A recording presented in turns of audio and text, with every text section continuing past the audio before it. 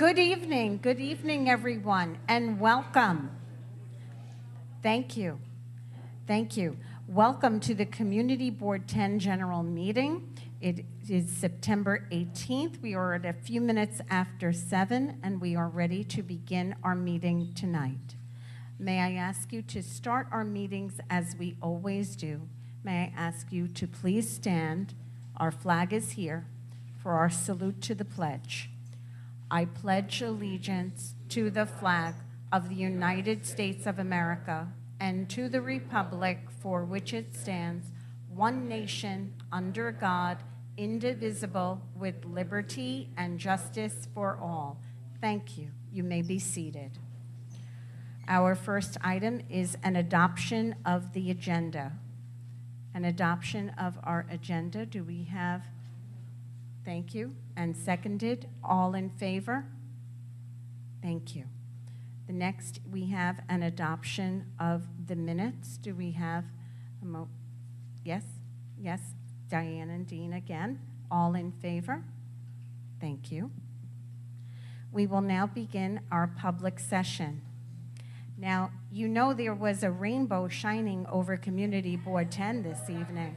A whole rainbow over Brooklyn, but especially right here in this room. And we are just so, we always have to take a moment to pause and appreciate the beauty that's all around us. And your work here as part of our board helps to celebrate the beauty and the vibrancy of Brooklyn. So thank you all. Thank you. And as we go to our public session, please remember we are asking all of our speakers to be limited to a maximum of 2 minutes, for 10 minutes in total is the hope, but we have more than a few speakers.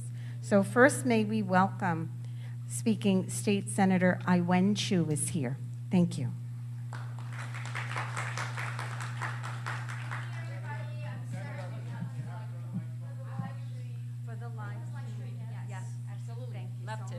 Evening, everybody. Hi, I'm Senator Ai-wen Chu.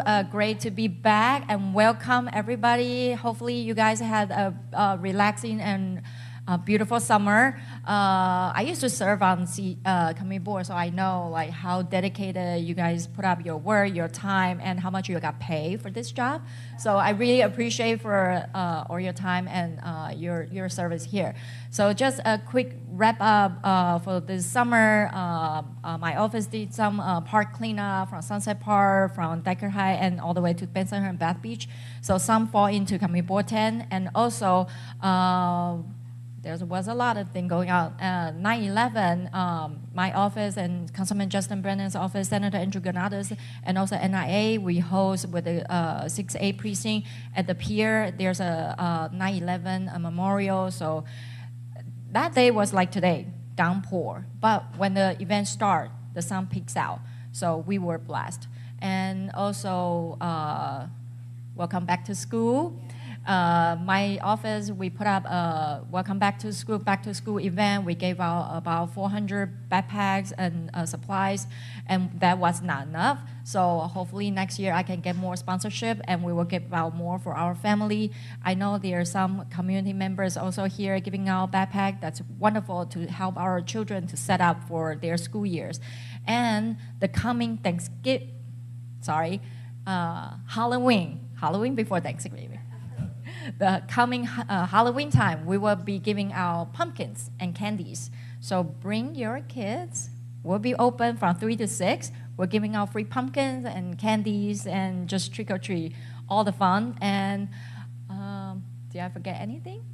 No? Yes. Tomorrow is National Voter Registration Day. If you don't know this, tomorrow is National Voter Registration Day.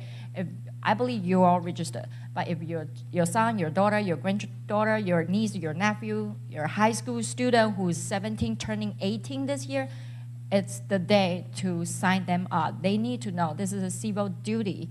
Everybody, no matter what you believe, what direction, what policy you believe in, you need to vote. That's the only way. This is democracy. You need to vote. Your voice will be heard. And that's how we represent. And I have some office card information over there, so I put it over there. And my staff, our district director, Zanera, she's always here for the meeting. So if there's anything, please let us know how to help, how to be helpful. We're always here. So I'll be here until December and January. I'll go back to Albany again. So I'll come back. Thank you so very much. Thank you. Thank you so very much. Next, we welcome Councilmember Justin Brannan.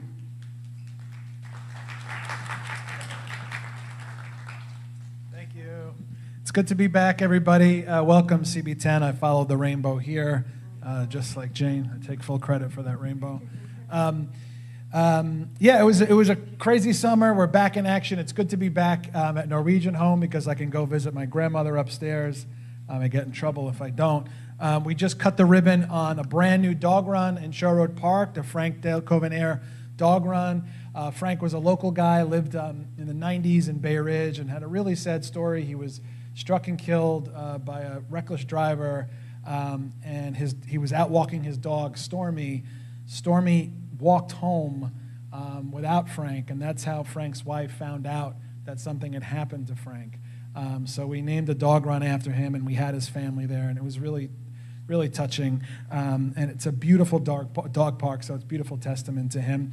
Working on a whole bunch of parks and playground renovations, J.J. Carty, Vinland Park, basically every park and playground that hasn't seen a renovation in 30, 40 years, we're working on now, and now that COVID is behind us, we're getting started with some of the projects that have been backlogged. And Frank, the Chris Hoban run we had on Sunday, which was great, another great Bay Ridge tradition. And it's like the senator said, thinking about some of these traditions in 9/11 especially, how there's now whole generations of adults that have no real memory of these days, of these things happening. So how important it becomes for us to keep these traditions alive. So it's great to be here with you tonight. I'm always around. You know where to find me. Let's have a great meeting. God bless you guys. Thank you. Thank you so much. And from Councilmember Avilas's office, please welcome Rob Aguilar.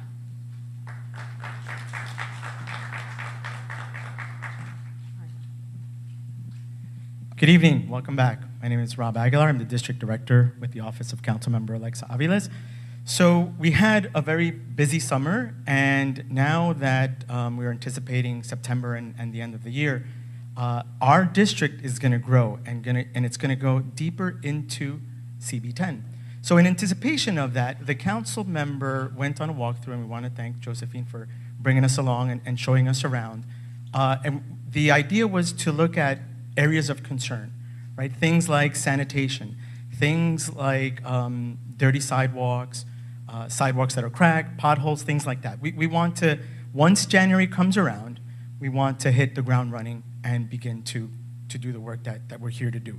So we want to thank Josephine and the team at CB10 for showing us around.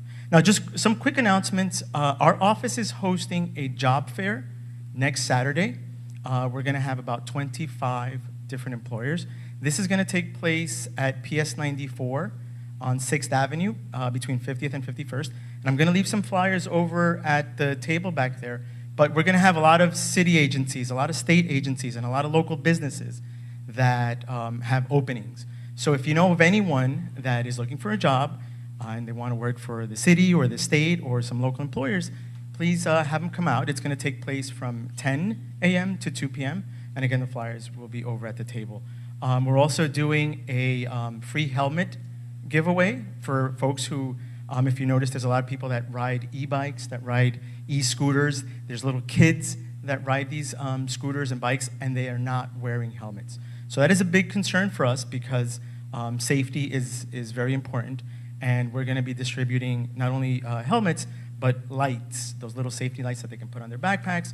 So if you know anyone that is interested in a free helmet, and there'll be people from the DOT who are going to show you how to fit them correctly, this is going to take place over at PS 24 on 38th Street and 4th Avenue. And that'll be from 10 a.m. to 2 p.m. or until supplies last. And that's all the announcements we have. Welcome back. Thank you. Thank you so much. Next, from DA Eric Gonzalez's office, please welcome Nancy Lulu.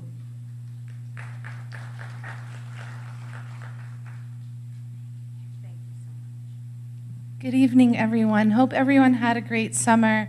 I bring greetings on behalf of DA Gonzalez to everyone. The DA's office has been extremely busy and active, not just with prosecuting cases, but also we've been out there partnering and participating in community events. We also held a very nice back-to-school giveaway at Prospect Park where we gave out over 800 book bags to students. I also wanted to share that we will be having a Hispanic Heritage Month event on September 28 from 6 to 9. RSVPs are required. It will be on Franklin Avenue. Flyers are up front. Also, if there is a public safety matter you would like to address with our office, you could call the Action Center at 718-250-2340. And also, I have flyers up front as well with that information. Please visit our website at brooklynda.org to learn more about our recent press releases and the great work we've been doing. I would like to conclude by thanking Community Board 10 for all the outstanding work that you do, and to everyone that observes, happy Rosh Hashanah. Thank you. Thank you so much. And next, from Assembly Member Lester Chang's office, please welcome Serena Chu. Good evening, everyone. Okay, this is my first time at this community board meeting. Assemblyman Lester Chang won't be able to come, so I'll be representing him. My name is Serena Chu. I'm the Constituent Service Manager. So if there's any problems, concerns that you have in our community, you're more than welcome to come in, file a complaint. We'll follow up on it, and we'll figure out. Look, I'm there to solve problems. If you have a problem, I'm a problem solver there, okay? Remember that. He's a 24-year veteran from the U.S. Navy. So thank you for his service. And September, back to school. We donated 1,000 book bags, and we make sure these book bags get sent to schools, communities, and students that don't have book bags. There were supplies in the book bags, notebooks, pencils, anything. So kids can't say no to going to school now, right? Do you all agree? Yeah. Okay. We work closely with other agencies. So if there's a problem, remember, guys, feel free to come to our office. I know it's from 9 to 5, but look, it's 24/7 because we're doing this to help the community, okay? Now, if you need my business card later, come visit me, come look for me, and I'll give you my contact. Thank you so much for having me. Thank you. And from the Office of Congressman Goldman, please welcome Lingza Yi.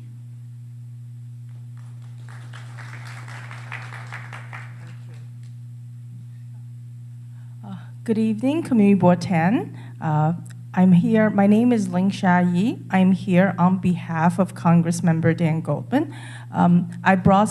I brought our office's community board report. It's on the table. Please take one on your way out. It has all the latest updates of Congressmember Goldman's work, the legislative updates, and tonight I want to, I guess I'm not going to repeat everything that's on the report. We recently, our office did we held a joint event with FBI, the Homeland Security, and NYPD on anti-Semitic hate crime and anti-AAPI hate crime in Borough Park, not far, in the neighboring community. And Congress Goldman wants to, stress to he knows that security and public safety is a huge issue for our community, and he understands that, and he's actively working to try to bring more resources to our law enforcement, and also trying to coordinate better collaboration and coordination between the different law enforcement agencies to help and hear the agency's concerns on how our laws can be better improved to help them to enforce and fight to improve public safety. Another thing is we very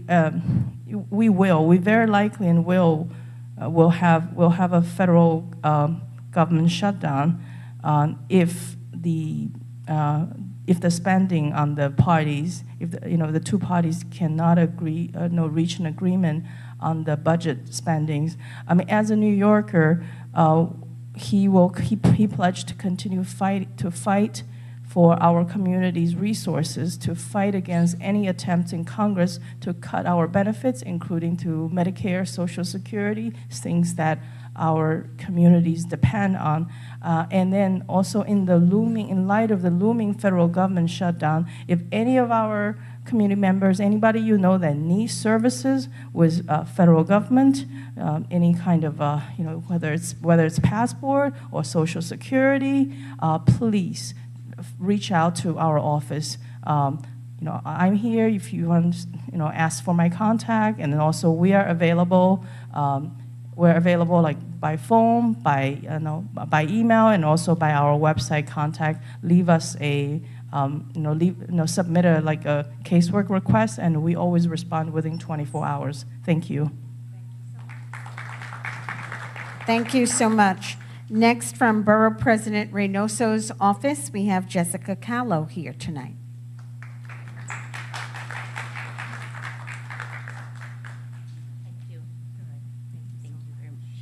Hello, everyone. So nice to see everyone. My name is Jessica Callow, if you don't know me. I'm from Borough President Antonio Reynoso's office. I've got a bit of a read, so I'm sorry, but that's how I'm going to start off the year. The Borough President brings you greetings and welcomes you to the start of the new Community Board year.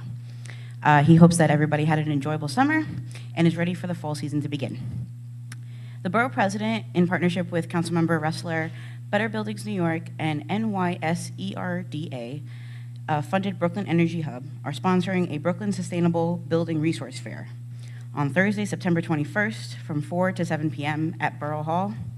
If you're a property owner considering greening your building and seeking guidance on the compliance of the local law, we implore you to come. Come to the fair and learn about heat pumps, solar, weatherization, HVAC, lighting, electrification, waste management, and et cetera for your building. If you can get to Coney Island, or if you're in the area, on September 28th from 6 to 8 p.m., Department of Environmental Protection, and in partnership with our office, is doing a Rainfall Ready NYC event. The agency will be giving away sump pumps, rain barrels, flood barriers, flood sensors, flood barriers, flood sensors, rain barrels, and sump pumps. Yeah, okay, I got that right. Okay, so we're doing that in partnership with Hakeem Jeffries' office, State Senator Spanton, Assembly Member Brooke Cransey, and Councilmember Kagan. So that's at the YMCA in Coney Island. We're also inviting everybody to a National Grid event. Oh, National Grid is sponsoring a Latino Heritage event at Borough Hall, because we all know how much Borough Hall loves their heritage events. So come out, party with us on September 27th. And then my favorite one is we have CB member fall workshops coming up. So if you don't have these dates on your calendar, please have them on your calendar. We have an affordable housing workshop for community board members on September 28th. We have a fair housing workshop for community board members on October 30th. On Landmarks Preservation Commission applications, we have a workshop for November 16th. These workshops are virtual and should run for 1 to 1.5 hours. These workshops are designed to provide members with the knowledge to make the best possible decisions. So if you're new, we implore you to come. Anyway, if anybody needs anything else, or if you have any questions, I'm in the back of the room. I'm here all night. Thank you very much. Thank you so much. And now from DSNY regarding the organics presentation, please welcome Catherine Belka.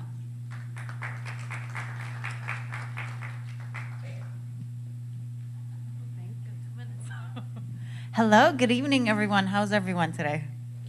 Good. So I'm sure everyone knows October 2nd, composting is coming back. Woo! Right? Yes. It's going to be collected on your recycling day. Okay, everyone knows, right? Okay, awesome. I've been out there canvassing, so if you see me putting, things, I'm not a solicitor. A lot of people yell at me, but, come say hi. That's me.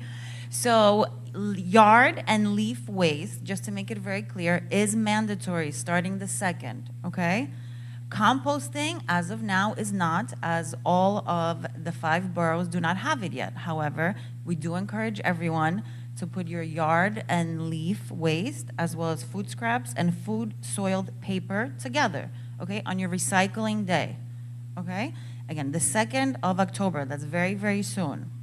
And you can use a 55-gallon bin that is labeled, that has a secure lid. Also, on our website, you can order a free bin. It is free. Free. We encourage everyone to order one. The deadline is the 13th of October, so we still have some time. So like I said, I encourage everyone because it's free. We don't usually give out free things, so please order your bin and make sure that you label it. We don't want anyone stealing it, taking it. Neighbors, sometimes take other neighbors' things. I'm here, sitting over there. If anyone has any questions, please feel free to speak with me. Okay? Thank you, everyone. Have a good evening. Thank you so much. And next, from the Brooklyn Chamber of Commerce, please welcome Mark Caserta.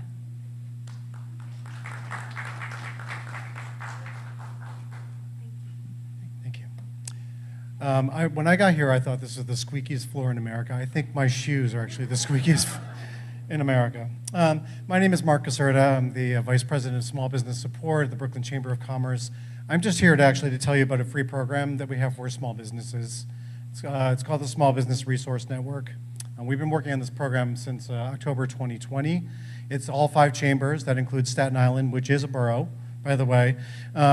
So citywide, we have actually helped almost 13,000 small businesses with this program for free. In Brooklyn, almost 3,000. So what can we do? We can help you with financial guidance. We can help you with a loan. We used to be able to help you with grants. Grants have sort of dried up a little bit. Technology support. We build free websites. We're going to be doing 800 more citywide very soon. Business coaching, legal help, whatever you might need. So I'm just here to leave this for the community board, also to offer our help to the community board and elected officials. If you have small businesses that need assistance, they're struggling, please send them our way. We'd love to help. That's it. Thank you so much. And although he is not speaking this evening, we wish to acknowledge from the 6-8 Precinct Community Affairs, Frank Engelbretson is there for us. Thank you. Thank you. And we will continue with our public session. We have Carrie Gallagher here to speak with us about the Bay Ridge Prep Gym. Carrie? Okay. Coming over.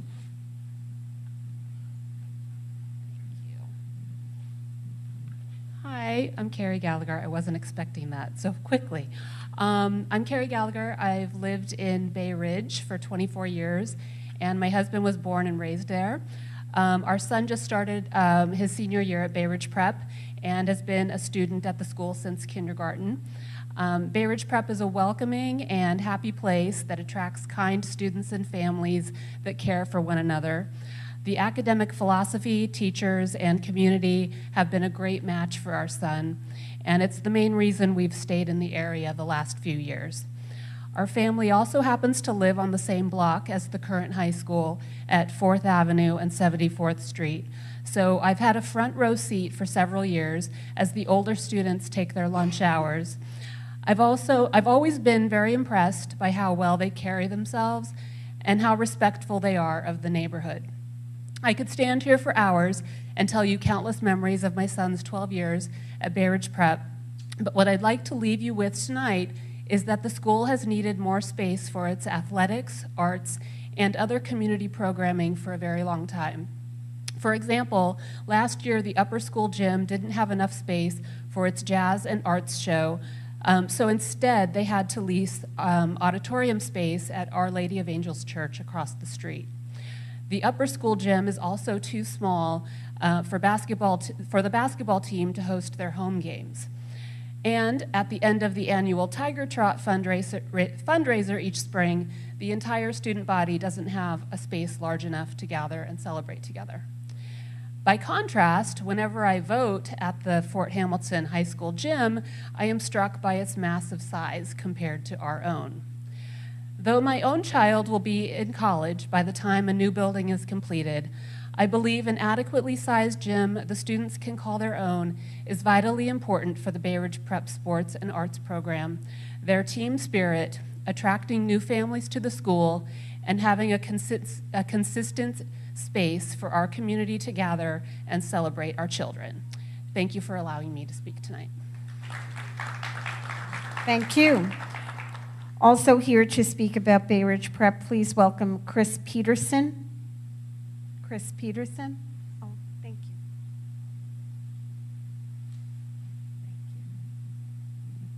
To be honest, I don't have comments as much as questions.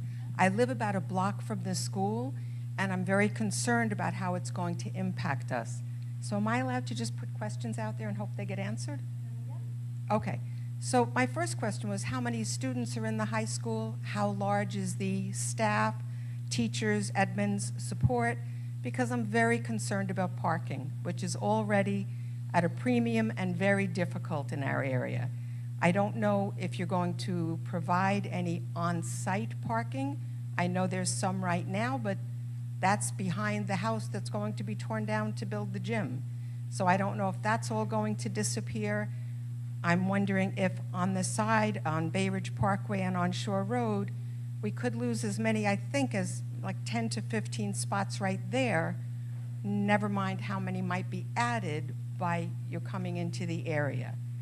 I don't know if you encourage, I hope you do, your students to be, and your staff, to be environmentally conscious.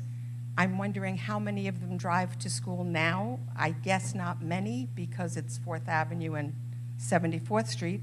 I'm concerned that many more will be driving to your school, singly or in pairs, adding that many more cars to the area. When do you expect the school to open to students, and when do you expect the gym to be completed? So that's what those are the questions I was hoping to find. Thank you. So you want to add to that when there's the meeting? Yeah, so the Bay Ridge Prep issue is pretty early on during the public session, the public hearings, and those answers to your questions we'll address at that time. Thanks. Thank you. Thank you so much. Next, we have Jamie Kalakanis to also speak about Bay Ridge Prep.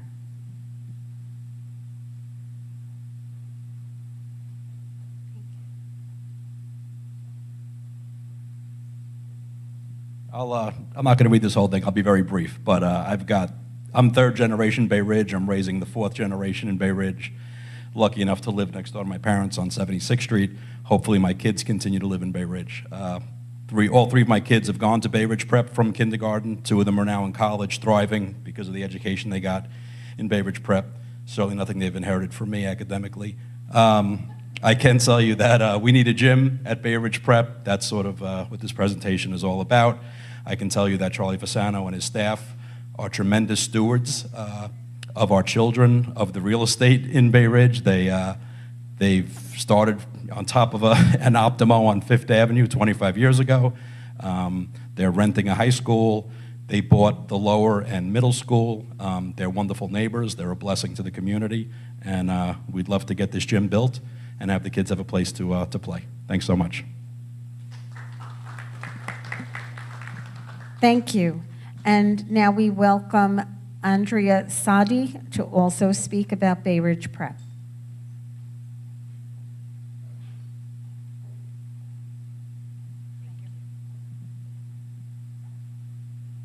Hi, good evening. Thank you for the opportunity to speak.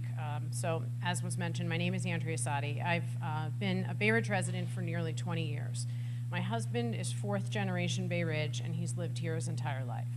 We have 2 children that have attended Bay Ridge Prep since kindergarten. My son is now a freshman, and my daughter is now a sophomore. I enthusiastically support this variance for a handful of reasons. For starters, Bay Ridge Prep is a warm, welcoming, and inclusive environment. There is an amazing faculty here that continues to find creative ways to deliver academic rigor while also keeping students motivated and engaged.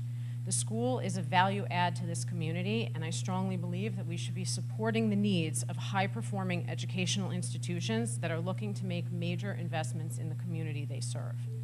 Both of my children are avid athletes. Each child plays no less than 3 sports in any given year, and sometimes it's 4 or 5. This includes softball, baseball, basketball, cross country, indoor and outdoor track, swimming, and taekwondo. These are just some of the, sorry, lost my place. As such, I'm intimately familiar with the school's challenges that they have associated with finding adequate and convenient space for practice and competition. The sports I just listed are just some of the ones that Bay Ridge Prep offers. I know that there's a desire to potentially expand their athletic program to more grades and more sports. But unfortunately, space is a premium, and obtaining it is its own competitive endeavor. There are limited options to accommodate the athletic needs of not just Bay Ridge Prep students, but of all youth athletes in Bay Ridge, and frankly, all of New York City. Urban youth in general are currently disadvantaged compared to other school districts outside of our city. These suburban schools tend to have copious amounts of on-campus and convenient athletic facilities, and they're often newly renovated and state-of-the-art. And I truly believe that this is most likely a factor that's contributing to young families leaving our neighborhood and city. Access to physical education, athletics, gathering spaces are all critical to our youth's physical and social emotional well-being. Participation in these sports increases their, I apologize. I'm so sorry. Okay, so does that mean I can't finish my point? Sure, sorry. Last quick point.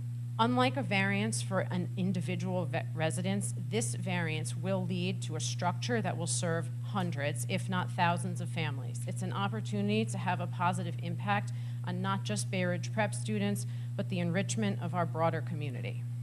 Thank you. Thank you. And now on another topic to speak with us about pickleball, please welcome Joseph Walsh.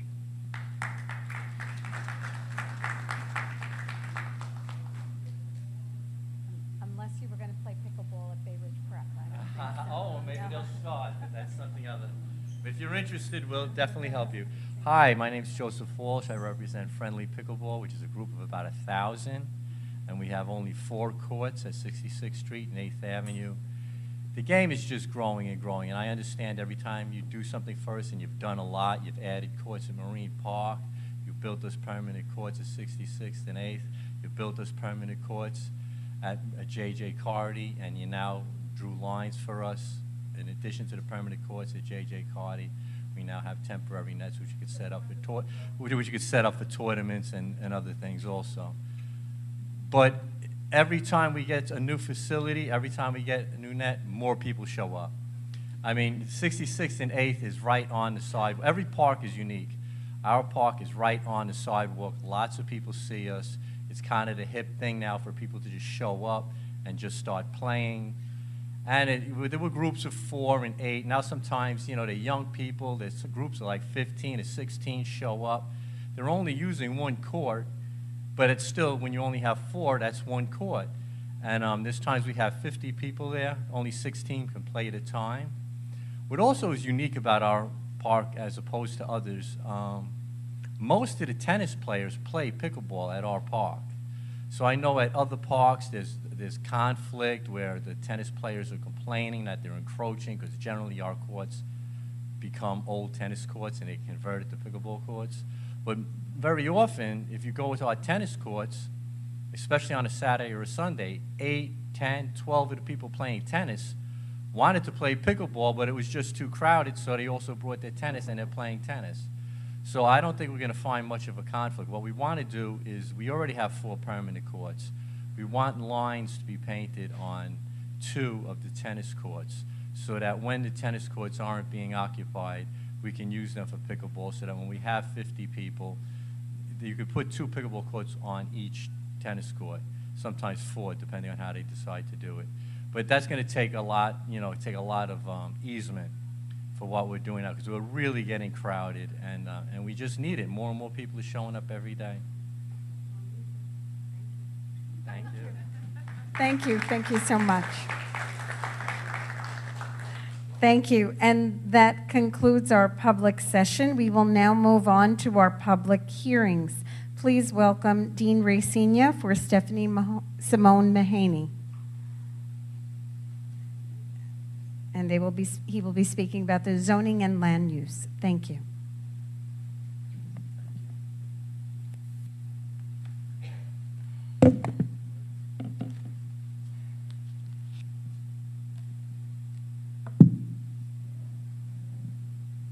So, good evening, everybody.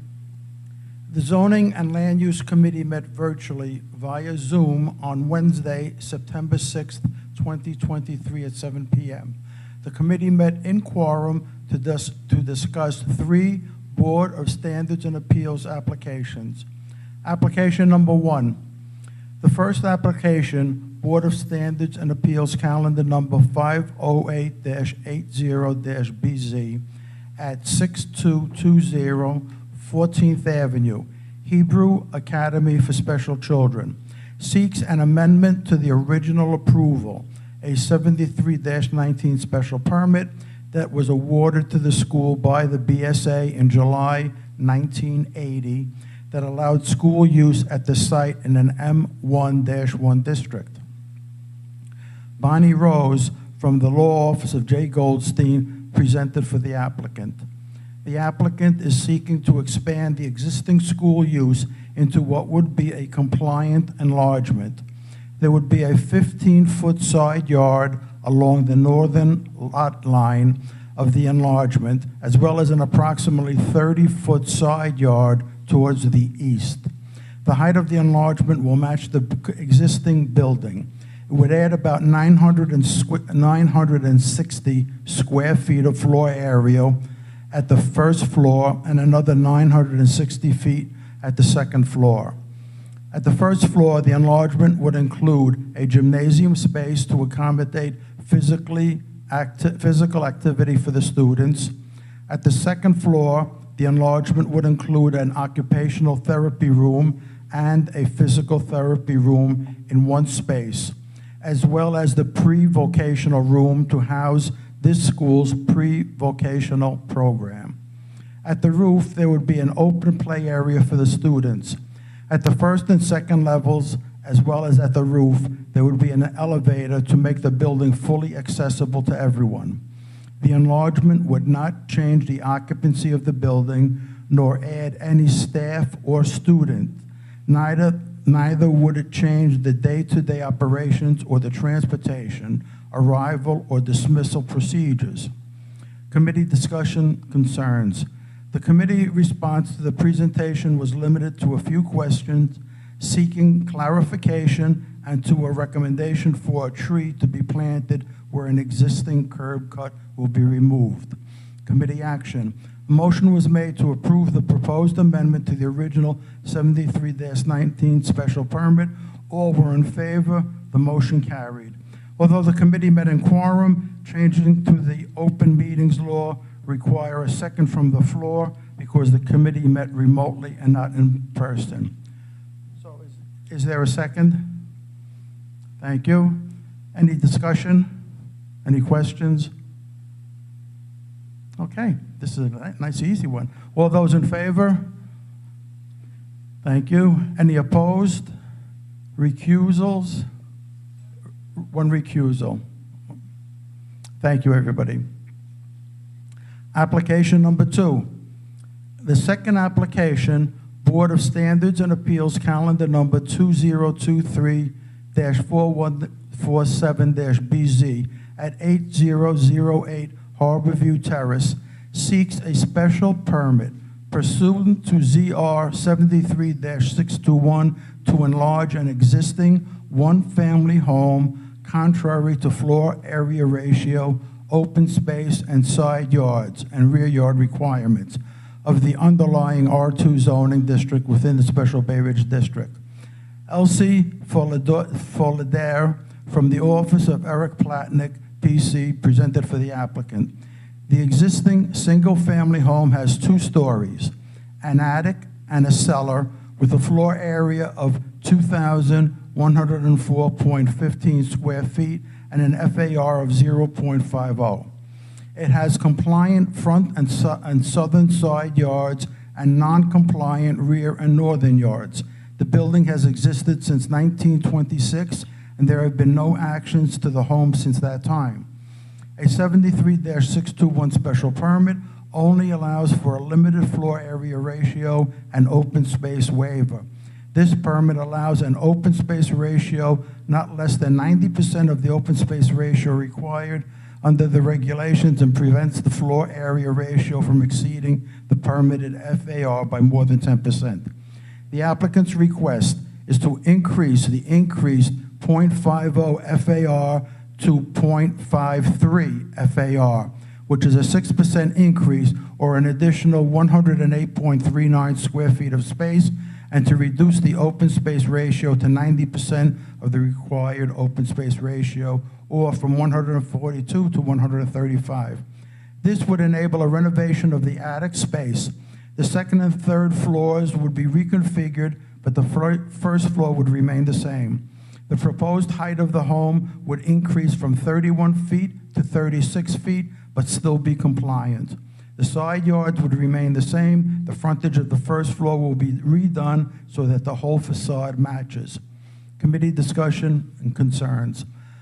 A member of the committee voiced concerns that the proposed plans effectively convert the existing attic structure to a 3rd story and significantly change the volume of the building, making it much heavier.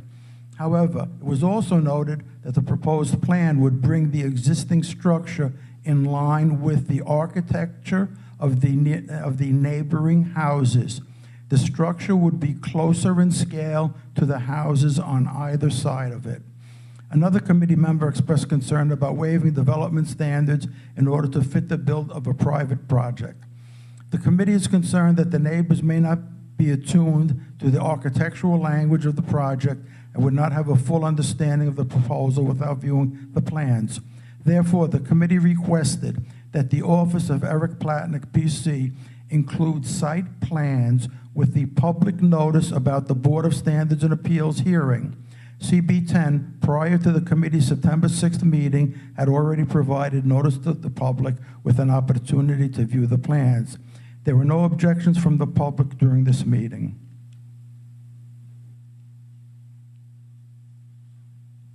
Committee action. A motion was made to approve the special permit for 8008 Harborview Terrace on condition that before the September 18th full committee board meeting, the site plans are distributed to the neighbors who reside within 400 feet of the site. The motion carried, 6 in favor, 3 opposed. Did we comply with that? So that was complied with. Yes, 80.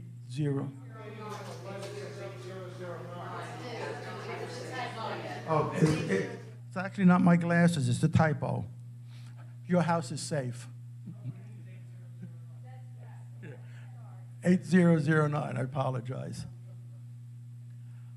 Do we need a second from the floor on this one too? Yeah. Do we have a second from the floor? Yeah, we will after I get the second. We have a second. Discussion?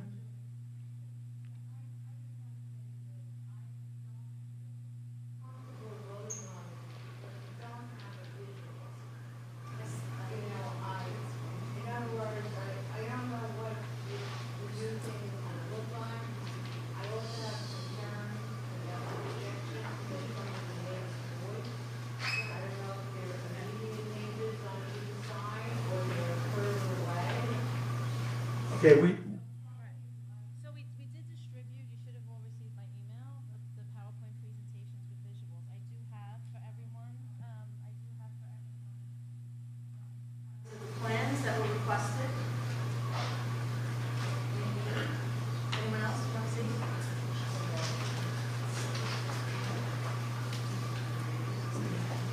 Okay, well, Dorothy, Josephine is distributing that, and you have your hand up.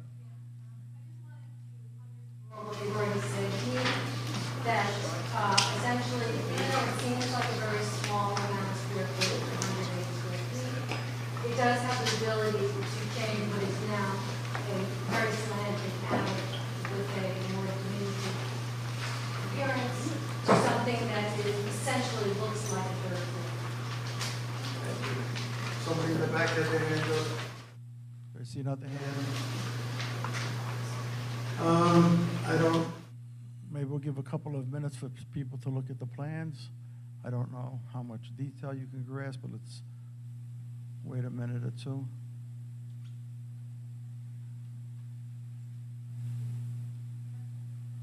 Yes. Sorry. I just have a question, like when you're saying neighbors within 400 feet, you say like is that like 2 houses over across the street? No, very close. So if you think about the average house is 25, that would be almost a full city block, a full and oh wow. It's an extensive plan. Yeah, like, let's say 80th to 81st Street might typically be about 300 feet. So 400 feet is, you know, another 100 feet. You're welcome.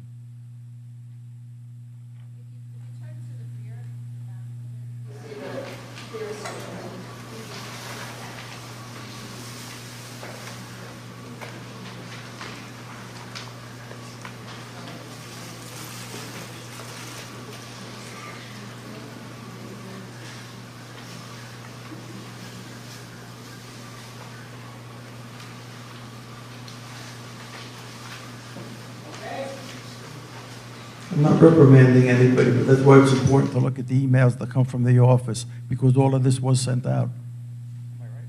I'm right.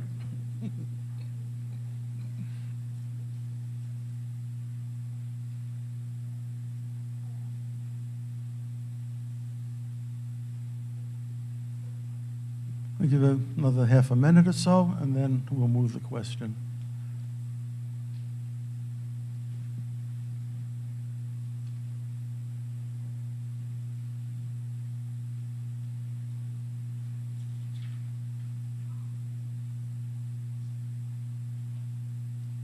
See, if I could sing, I'd sing you a tune, but that would chase everybody out of here.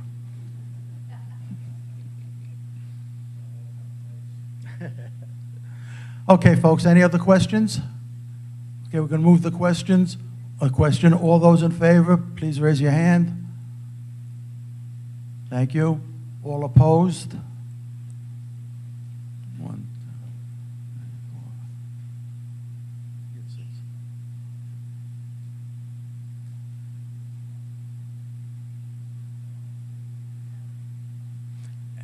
Thank you. Any recusals? We have one recusal.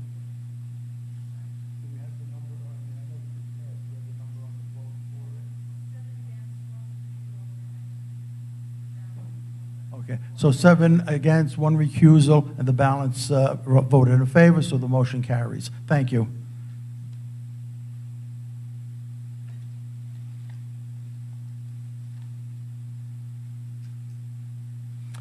Application number 3.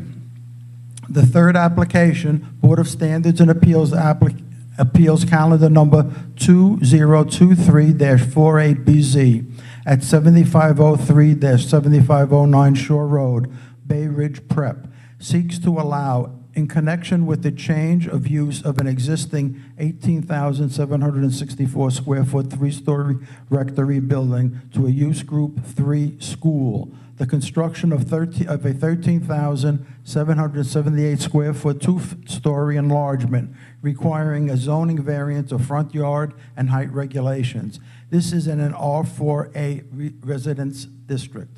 Attorney Stuart Beckerman and Dr. Charles Fasano, head of school at Bay Ridge Prep, presented the application. In 2021, Bay Ridge Prep purchased the property at 7503-7509 Shore Road. Bay Ridge Prep is now in the process of converting the existing 3-story, 18,764 square foot former rectory to an upper school for grades 9 through 12. The adjacent building, a frame house on the corner of Shore Road and Bay Ridge, Avenue will be demolished, and a two-story, 13,778 square foot enlargement will be built in its place. This enlargement will allow for an adequately sized gym on the first floor and additional classrooms on the second floor, which will accommodate all of Bay Ridge Prep's education programs. It will also include outdoor space on the roof and at ground level for use by students and faculty. The roof space is intended for passive recreation, student group work, and parent-staff functions, e.g. parent night or open house. In response to a request from the adjacent resident on Bay Ridge Parkway, the back wall of the gymnasium will not have windows. There will be one main entrance located at Shore Road in the existing building through which staff and students will access the proposed enlargement.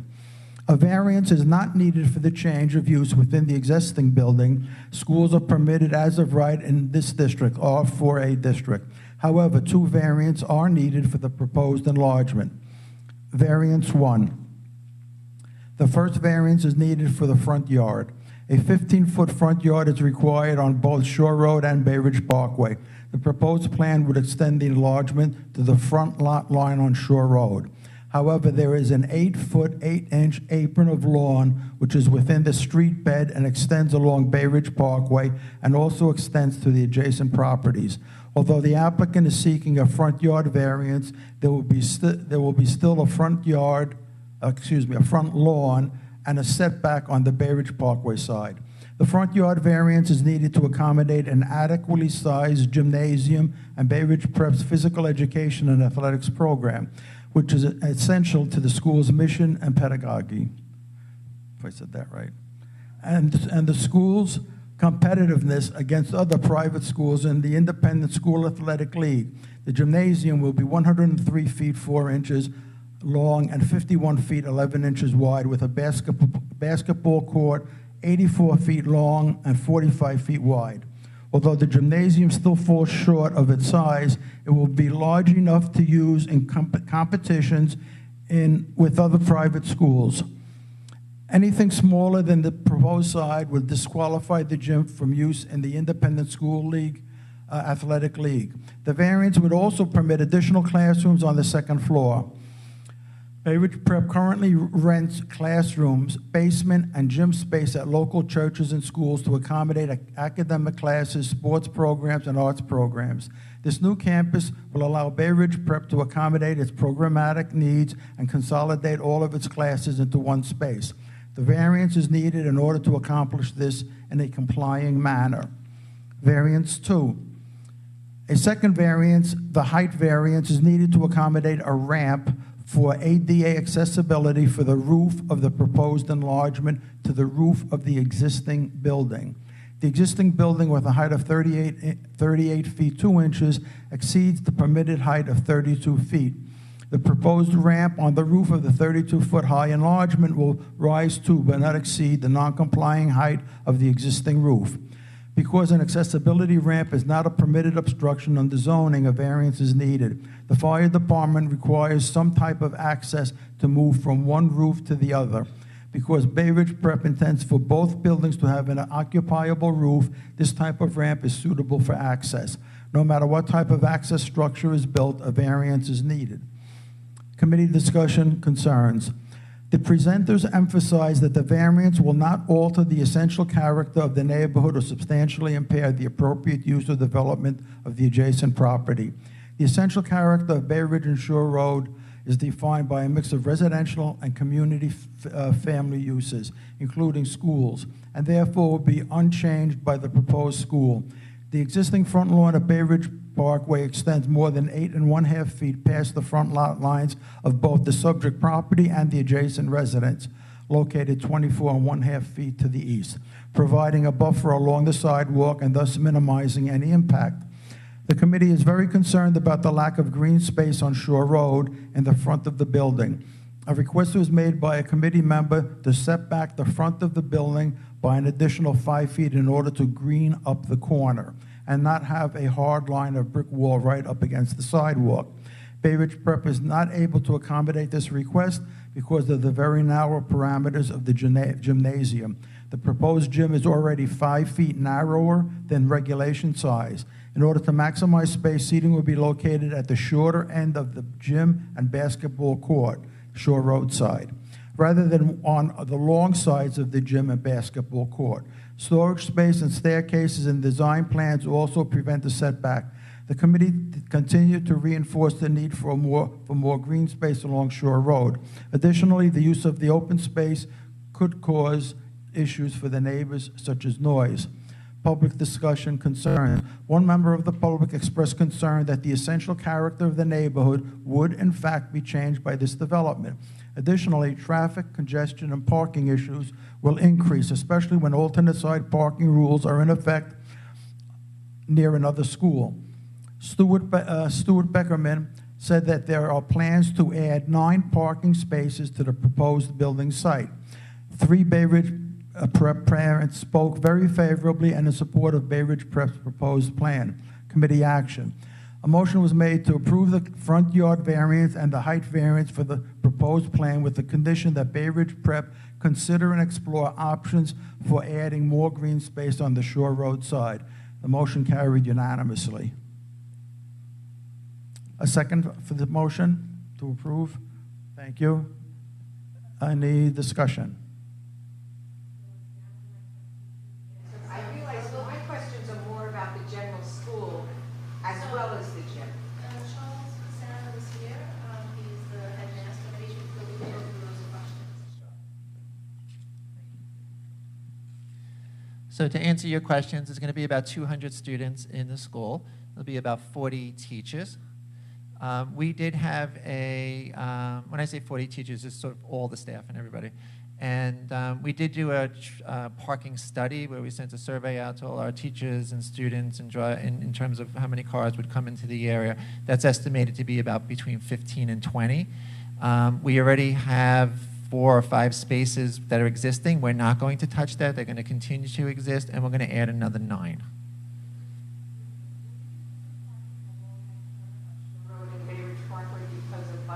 We have no plan to close down any spaces at this point. Right?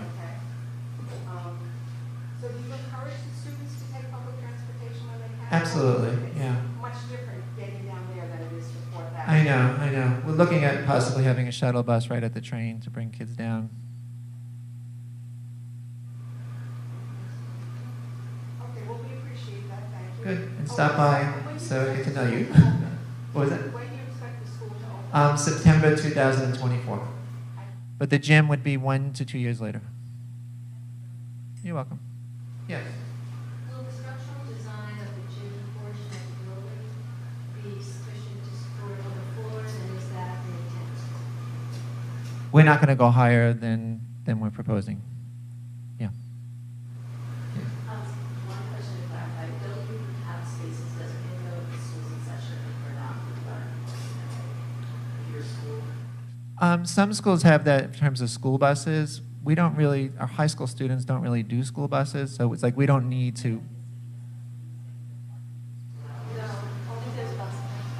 No, yeah.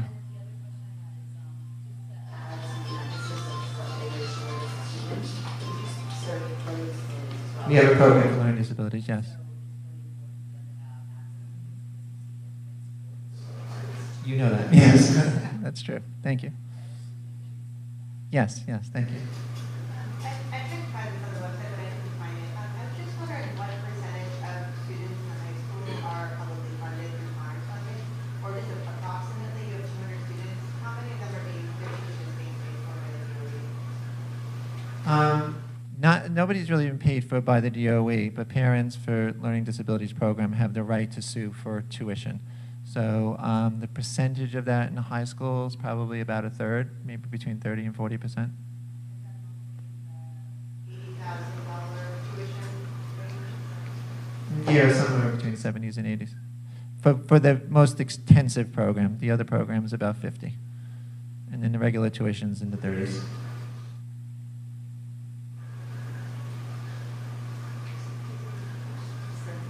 Yes.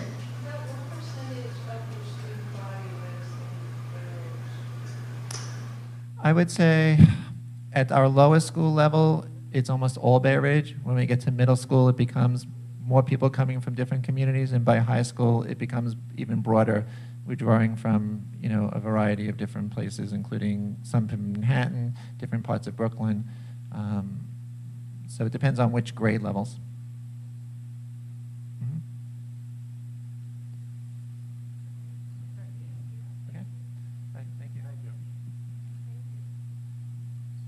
I'll take a little personal privilege. As I said at the committee meeting, there are a number of reasons people come to Bay Ridge, and one of them is because of the excellent schools that we have in Bay Ridge. And I see a number of people just shaking their heads. And, Bay Ridge Prep definitely falls in with, the excellent school category. So this is a service we're providing to the children, which education is, I think, the most important thing we could do for the children. Anyway, enough of me. Okay, any further questions? Okay, all those in favor? You sure, you can make a comment. It's sort of magical. I used to live on 74th and Shore for a few years, and I had always hoped it would be a YMCA, and I know that ship has sailed here, but I thought it would be a really wonderful community space, and I do think it would be, I kind of wonder what Bay Ridge is getting from allowing this gym to proceed. I think it really will change the character of that corner, and it's 200 students that will be permitted to use it. I mean, at PS 102 up the block, there's 1,100 students sharing the gym. At Fort Hamilton, we have 5,000 students sharing one gym.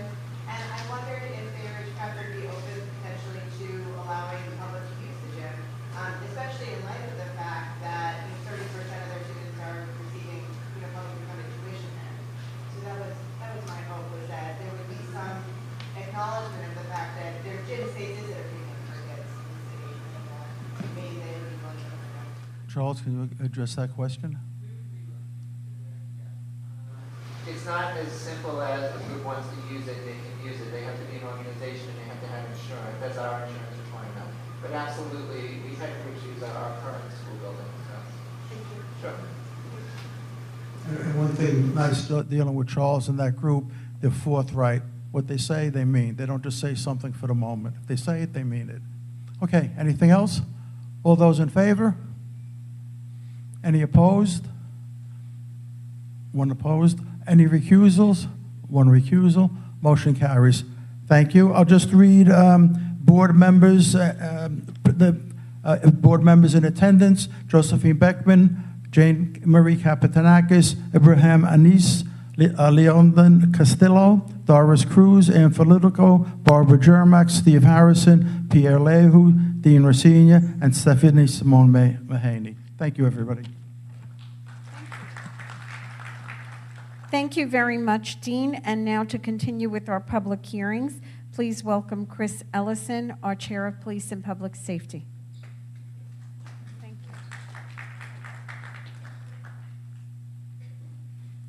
you. Good evening. The Police and Public Safety Committee meeting was held on September 13, 2023. The meeting was a hybrid meeting, in person at Community Board 10 District Office and on Zoom. We did not have an in-person quorum. The agenda was as follows: a new SLA wine, beer, and cider application for New Recusant LLC, located at 6408 Fort Hampton Parkway, Brooklyn. New SLA wine, beer, and cider application for Dyka Pizza Company, Incorporated, located at 1279 85th Street, Brooklyn, New York, 11228. The new SLA wine, beer, and cider application for New Recusant LLC, located at 6408 Fort Hampton Parkway, Brooklyn, New York, 11219. This is a new on-premise beer, wine, and cider. The applicant, Su Voon Wong, was represented by attorney Sherry Xu. The premise will operate as a restaurant with background music. There will be outdoor seating as there presently is by the previous owner. The hours of operation will be Monday through Sunday, 11:30 to 11 p.m. After a discussion period, the committee's recommendation is to deny the applicant unless the applicant agrees to the following stipulation. The premise will operate as a restaurant. There will be no sale or consumption of alcohol on the premise until the appropriate license is issued by the SLA. Applicant will not serve or allow BYOB, bring your own booze, until license is obtained. The owner or manager will be on-site during all hours of operation. The hours of operation will be Monday through Sunday, 11:30 to 11 p.m. There will be no smoking permitted. There will be no outdoor music. The doors and windows shall remain closed with any amplified music. Background recorded and/or music sound levels will remain below the level permitted by New York City Noise Code. Once the SLA license is obtained, the community board may call upon the applicant to address any concerns that may arise. There will be at least 20% visibility view into the establishment at eye level. The applicant agrees that should it change its method of operation, it will give notice and meet with the community board committee at least 45 days in advance of any such change. The applicant has agreed to the above stipulation. The committee did not meet in quorum, so I know. We need a second on the motion. Ruth? Okay. Any discussion? All those in favor? Since no discussion. Any opposed? Any recusals? Motion passes. Second item, a new SLA wine, beer, and cider application for Dyka Pizza Company, Incorporated, located at 1279 85th Street, Brooklyn, New York, 11228. This is a new beer, wine, and cider application. The applicant, Mr. Andrew Pazantino, and the owner, Mr. Robert Cicero, were present at Community Board 10 District Office. The premise will operate as a restaurant with background music. The hours of operation are Sunday through Thursday, 12 p.m. to 10 p.m., Friday and Saturday, 12 p.m. to 11 p.m. After a discussion period, the committee's recommendation is to deny the applicant unless the applicant agrees to the following stipulation. The premise will operate as a restaurant. There will be no sale or consumption of alcohol on the premise until the appropriate license is issued by the SLA. Applicant will not serve or allow BYOB until license is obtained. The owner-manager will be on-site during all hours of operation. The hours of operation will be Sunday through Thursday, 12 p.m. to 10 p.m., Friday and Saturday, 12 p.m. to 11 p.m. There will be no smoking permitted. There will be no outdoor music. The doors and windows shall remain closed with any amplified music. Background recorded and/or music sound levels will remain below the level permitted by New York City Noise Code. Once the SLA license is obtained by the community board, may call on the applicant to address any concerns. There will be at least 20% visibility view into the establishment at eye level. The applicant agrees that should it change its method of operation, it will give notice and meet with the community board committee at least 45 days in advance of any such change. The applicant has agreed to the above stipulation. The committee did not meet in quorum, so we do need a second. Dean, Racina, any discussion? Barring no discussion, all those in favor? Against? Recusal? Unanimous. And that's the end of my report. Thank you so much. Thank you. And now on to the chair's report. All right. So welcome back, everyone. And on this Rosh Hashanah weekend, we celebrate the new year, and this is a new year for our board too. And so we do wish a sweet and good new year ahead to all. I hope that you share my pride in having the privilege to be a member of our board, and that you have accepted the responsibility that comes with it. And in fact, if you had not accepted it in June, we have a lovely Community Board 10 pin for you, and they're right up here if you did not get yours in June. As board members, we connect our community to city government. The work we do is a public service. We are all advocates and liaisons for our community. But the true work does not happen at the big general meeting like this. The work happens at our committee meetings. Preparation and attendance are key to being a board member. Committee meetings are the most important place for us to show up and be involved, and I will speak more about this in the executive committee report later. All of the issues that come before us affect the quality of life in our community, and we are part of a vibrant and active community, as you know from that rainbow.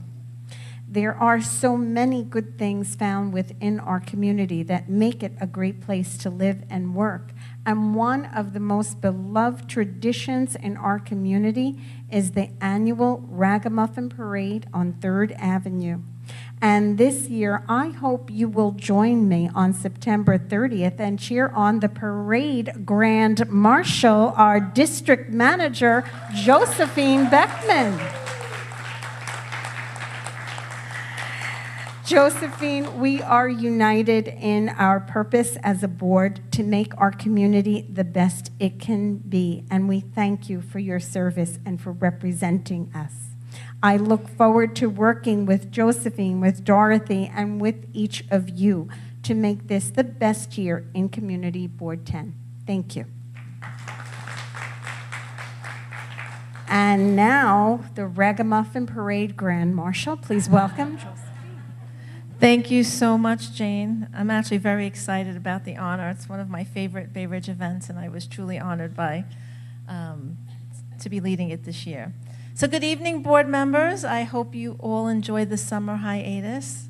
I cannot believe it's September, so welcome back. I'm excited to also begin the new session. Chair Kapitanakis has appointed several new chairs, and I look forward to working with them and all of you on board matters this session. I am happy to share the following updates with you regarding issues that we worked on over the summer. First, I want to share with the board members that each year the district office participates in the Ladders for Leaders program. And this is run by it's run by DYCD, Department of Youth and Community Development, through their Summer Youth Employment Program. And we had 2 students that were assigned to the district office, and unfortunately they're back to college and they're not here this evening, but I just want to share with you that we very much enjoyed working with Lauren Fung, who is a rising sophomore at the UB, and Alvin Zhang, who is a rising sophomore at the University of Michigan. Lauren worked on analyzing parks data in preparation of our district needs statement, and Alvin helped us with our website, setting up computer equipment, and he also performed data analysis for us over the summer. I just want to give an update for the Angel Guardian Home. When we went on summer hiatus in June, we had some residents who were here concerned about plans for a new 9-story community facility.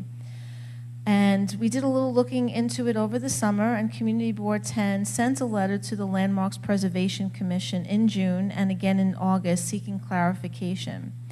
Prior to the designation of the landmark, which happened in November of 2020, we had learned about the Mercy Building, or the convent building, which was at 1222 63rd Street, was not going to be included in the designation. And the community board members at that time requested that LPC reconsider that decision. But the designation of the Angel Guardian Home went on and took place in November with the exclusion of the Mercy or the Covenant building. During the designation, commission staff referred to an agreement that was made by the owner and LPC explaining that the development adjacent to the landmark would be low scale. They presented slides with an illustration rendering a design of massing of future residential construction in line with the rear of the individual landmark, with a percentage of affordability as per a deed restriction. That was never realized. What we did not know at the time was that LPC carved out portions of the rear of the main building, the mother building, that resulted in a through lot, allowing the developer to submit plans for a 9-story community facility building as of right. I participated on a call with LPC, a representative from the Guardians of the Guardian, which was the civic group, the Historic District Council, and a representative from Senator Chu's office to review remaining questions that the community had on the development. I also communicated with the Sisters of Mercy to discuss their deed restriction, which specified, as mentioned by LPC, a percentage of the residential developed units would be affordable, and that it was not realized. And the Sisters of Mercy, as a stakeholder and having standing in that agreement, will not pursue that agreement. Our research found a sundry agreement that was not affixed to the designation report, signed the day before the designation, but was found on ACRIS. It only restricted development on a very small portion of the lot with height restrictions. There was no explanation regarding the carve-outs along the rear of the building on the report or on ACRIS. There will be a follow-up discussion with residents to consider next steps and if there are additional questions that we could pose to LPC. The second update I'd like to provide is on 9000 Shore Road. The New York City Board of Standards and Appeals approved the application for the reduction of parking to allow for construction of a new heirs building. The determination is expected to be posted by the Board of Standards and Appeals sometime this month. 6200 8th Avenue, we had a lot of outstanding land use issues. I attended a meeting over the summer with Community Board 7. They had a housing committee to update them as they border our boundaries and very close to this project. So Community Board 10 voted overwhelmingly to send the Department of City Planning a letter in April of 2023 questioning the decision to not require a special permit to review a new 28-story proposal. We had questioned their determination based on research that we found and our disapproval of their finding. We have not yet received a written response. We were promised a written response and hope to have that shortly, and this item will be returned then to the Zoning and Land Use Committee once a written response is received by the agency. You may have noticed a lot of milling and resurfacing took place through the summer and is wrapping up now. This week work is taking place on Fort Hamilton Parkway from 7th Avenue to 92nd Street and on 81st Street from 11th to 14th Avenue and 12th Avenue from Bay Ridge Parkway to 86th Street. September is also the month that we begin budget consultations. Each year, community boards throughout the city meet. We meet as a borough here in Brooklyn with several agencies of the City of New York to discuss budgetary needs and service delivery, both on the capital and expense level. For members new to the community board, during the month of October, the executive committee reviews the district needs statement, which includes the prioritization of capital and expense needs. This year, the meeting will take place on October 10th. Community boards then hold a public hearing during the general board meeting during the month of October, and we encourage feedback at this meeting. The district office reaches out to all community-based organizations. We send a very thorough email blast seeking comment and budgetary priority suggestions. We have already received some feedback this year and recommendations for funding. I will be emailing board members last year's capital and expense priority list, as well as a link to our district needs statement. If you would like to see any additions to the list, please send an email to the district office. In addition, the Parks Committee will be meeting tomorrow. Diane Granardis is holding her Parks Committee meeting tomorrow. And part of this meeting is because our capital and our district needs statement is very heavily parks heavy. We take the time as a committee to review all of the current and future prospective projects that will take place in Board 10. The ADA elevator construction at 95th Street and 4th Avenue is scheduled to begin this week. So if you live in that area or are visiting the area, there will be lots of construction taking place on 4th between 94th and 95th Street, and on 95th Street between 4th and 3rd Avenue adjacent to the library. The B63 bus stop will be relocated to 4th Avenue between 95th and 96th Street, and the B8 bus will move to 4th Avenue at the northwest corner of 94th Street for the duration of construction. Please note that 4th Avenue between 94th and 95th Streets will be closed to vehicular traffic overnight from tomorrow, September 19th, 9 p.m. through Wednesday morning at 5 a.m. And I'm just going to run through some quick announcements with you. The 68th Precinct Community Council will be meeting this Wednesday, September 20th at 7 p.m. at the Bay Ridge Towers, 260 65th Street. On Tuesday, September 26th, the Department of City Planning will join the Zoning and Land Use Committee to review the City of Yes economic opportunity. We will be voting on that likely before November, so if board members are interested, please tune in on September 26th. October 1st will be the 3rd Avenue Merchants will host their 50th annual street festival. CB10 joint with the Bay Ridge Environmental Group, Daniel Loud's president. We have scheduled another cleanup for Shore Road Park on October 21st. Details will follow. You should be receiving an email from me this week. And the next general board meeting of Community Board 10 will take place on Monday, October 16th, in person, 7 p.m. at the Fort Hamilton Senior Center. And I believe the Senator's office mentioned voter. Today is a big day to register to vote. We have voter registration applications also on that table, so if you want to take some for you or your family, please do so. And we also have some new CB10 brochures that you can also share with your friends. And just a final reminder that CB10 is hiring a part-time community associate. I did send that email out last week. So if you know of anyone, please encourage them to apply. We'll be interviewing shortly. Respectfully submitted. Thank you so much. And now we will move on to the treasurer's report. Please welcome Jenna. Thank you. Hi, everyone. So the Community Board 10 Treasurer's Report as of August 31st, 2023 is as follows. Total personal services is $36,431.64. Total other than personal services is $2,612.21, leaving an unencumbered budget balance of $237,889.15. Thank you. Thank you so much. And now we will move on for the committee reports. I have the executive committee report to share with you. So the members of our executive committee met on September 12th at 7 p.m. over Zoom. I'd like to take a moment to introduce each of them to you, although a few are excused this evening. So we have Sandy Vallis, our vice chair. We have Jana Tooby, who just spoke with you, our treasurer and chair of Senior Issues, Housing, Health, and Welfare. Shirley Chin, our secretary, is over here. Lori Willis is our parliamentarian. Dean Racina, who spoke with you earlier this evening, is also our Budget and Finance Chair. Tracy Britton is our Environmental Committee Chair. Chris Ellison, who spoke this evening, is our Police and Public Safety Chair. Diane Gennardis, who has a job tomorrow, is our Parks Chair. Henry Stewart is here. He is our Communications and Public Relations Chair. And we want to introduce our new chairs. So please, Jack Zhang is our Traffic and Transportation Chair. Barbara, yes, let's give him a round of applause. Barbara Buchalter-Pollock is our Youth Services, Education, and Libraries Chair. There she is.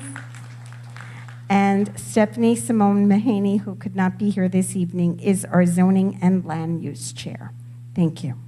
We'd like to congratulate each of them, yes, and appreciate all of our chairs and welcome our newest chairs to our executive board. I would also like to acknowledge that Judith Collins will continue as our liaison to Military and Veterans Affairs. Thank you, Judith. We discussed a review of parliamentary procedures for community boards. While most of us are not in the legal field, it is important to remember that being a board member carries a legal responsibility to follow the rules and procedures for public discourse.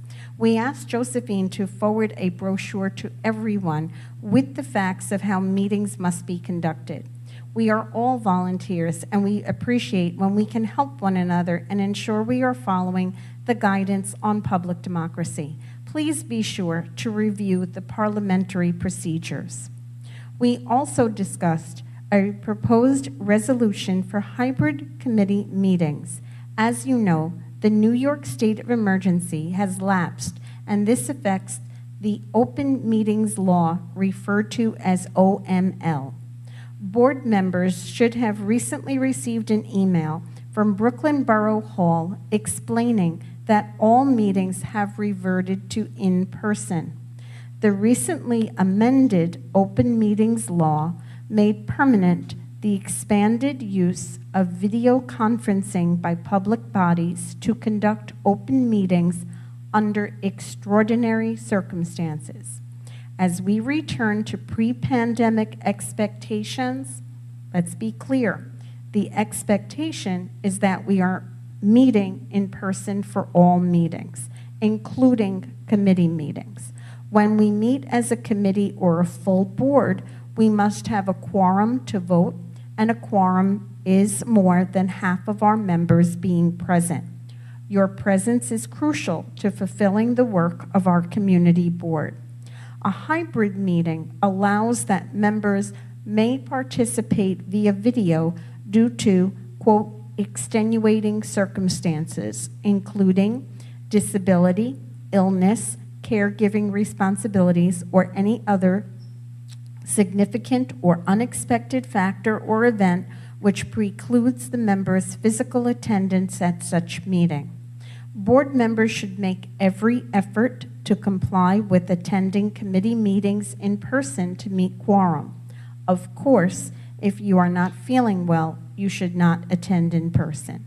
With this in mind, the Executive Board agreed that we would need a resolution to the adoption of hybrid committee meetings pursuant to the New York State open meeting law. I will now share with you our proposed CB10 resolution. Whereas CB10 Brooklyn shall comply with all relevant aspects of the New York State open meetings law in its conduct of hybrid committee meetings, and whereas CB10 Brooklyn will hold committee meetings in a hybrid format at its district office located at 8119 Fifth Avenue, and whereas CB10 Brooklyn requires members to be physically present at any such committee meeting unless such member is unable to be physically present due to extraordinary circumstances, including disability, illness, caregiving responsibilities, or any other significant or unexpected factor or event which precludes the member's physical attendance at such meeting, requiring members of CB10 attending virtually to be able to be heard, seen, and identified when the meeting is being conducted, including but not limited to any motions, proposals, resolutions, or any other matter formally discussed or voted upon, and by including in public notices of CB10 meetings a statement that video conferencing will be used and where and how the public can view and or participate in such a meeting, and therefore be it resolved, CB10 Brooklyn will move to hold hybrid committee meetings consistent with the New York State open meetings law. So we have our motion on the floor. Right, second, okay. And now, do we have any questions or discussion? We have.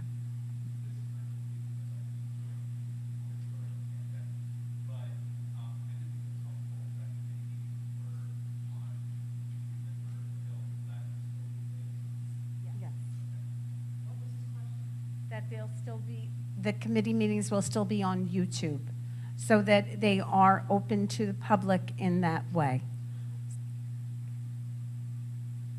Any other question? All right. So we have our motion. We have a seconded. So we are ready to vote. All in favor? Thank you. Any opposed? Any abstentions or recusals? Thank you. The motion carries. Looking ahead to October, there is a citywide text amendment expected to be certified next month that will be referred to community boards for review and advisory recommendation regarding the City of Yes economic opportunity. Representatives from the Department of City Planning will attend the next Zoning and Land Use Committee, which will take place on Tuesday, September 26th at 7 p.m. Several community board members attended the recent public briefing held on September 12th. We encourage members to view the recording of that meeting, which Josephine emailed in the link to you as we begin to prepare for community board review on this important citywide text amendment. The Executive Committee also shared potential topics for the board, including meeting with the Department of Transportation to discuss safety initiatives and concerns about e-bikes and e-scooters. Concerns were raised around Owl's Head sewage treatment and perhaps having a tour for our board members. There are upcoming issues regarding rezoning, including locations at 250 86th Street, 6200 8th Avenue, and the Angel Guardian Home site. The Department of Sanitation, as was mentioned, is having a composting rollout on October 1st, and more information will be forthcoming. Additionally, as Josephine mentioned, a cleanup of Shore Road Park is being planned for the fall. Respectfully submitted, Jane Marie Kapitanakis, Chair. All right. And now we are up to asking if we have any old business to be brought to the floor. Yes. Mentioned this the other night. We had a opioid fentanyl discussion where the representatives brought in Narcan for us to be able to take home in case there's an emergency. So I came in at the end, and I know you mentioned it, but if there's any way we could do that, especially when you see the news this week with those poor nursery school children, you know, and the people who are using the fentanyl didn't know to have Narcan in there when there's a nursery school. I mean, I don't know. So we did in June, we did reach out to Department of Health, and we will schedule that, right? They do have those trainings available, and we'll provide it to the board, yes. They will bring it, yes. Give me a bag. Okay, very good. Thank you. It was a heartbreaking issue that was in the news, and our heart goes out to the families in the Bronx. Yes. High school on Ovington, the SCA, that whole jive, they came in, Peter told us all about. Yes, so the site is moving forward. It was voted and supported by the city council. It's moving forward. To be continued. Okay. Any other old business? Yes.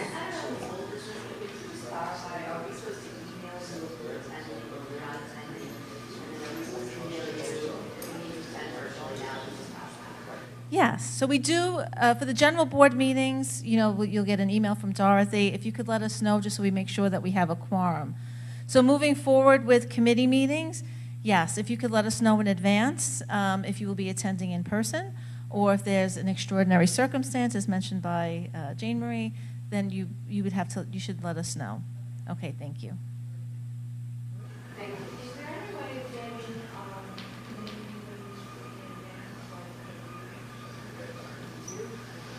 So we do it month to month because as committee topics do come up, we've tried over the years to have like a standard date, say the second Tuesday of the month, you know, have TNT, and the third Wednesday of the month, and it just doesn't work out because of all of the people we need to schedule with in terms of applications.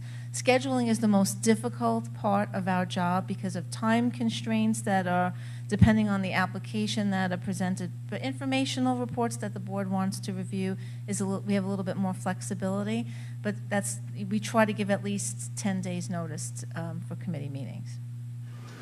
Good question. You said there's a representative from the 68 precinct? Yes, there is. Police Officer Nick Robertson. At least the other night, it was like 2 nights ago, and all of a sudden there was the loudest music I've ever heard with my windows closed on Shore Road, must have been down below, like under the bridge. And it went on for an hour and a half. I called 311. I don't know if the highway patrol comes and takes care of it, but who's supposed to be addressing that? It was absolutely awful. And this has happened many times before, where there's people playing loud music at Yeah, you know, 4 o'clock in the morning. I haven't heard of a recent complaint, but we had these big, you know, events over in Staten Island that was shut down by the police department of these evenings that had very large speakers. I haven't heard of one in a very long time, Frank. I don't know if you have any updates. Really? So. Yeah, I'm not sure of the incident that she's talking So we about. could look. Yeah, 301 would be the proper way. Right. So we will look at that, and you know, especially if it happens again, along Shore Road at what street? It was, well, I meant like the corner of 3rd and Shore, facing the water, and then this was down below, like under where the bridge. And what day was it again? This was on, what's today, it's Monday, so this was on Saturday, no, it was Friday night. Okay, so we'll pull the 311s too, and I'll speak to Frank and. It was maybe we could, It's my new year, and you know, like I'm. right, that's terrible. It was, I couldn't believe how loud it was. Okay. We'll look back for the future comment. Have you had any information from the MTA concerning the changes with the bus routes, especially the ones that are expected to be senior center? No, we haven't received a response yet. Anyone else? Do we have any new business?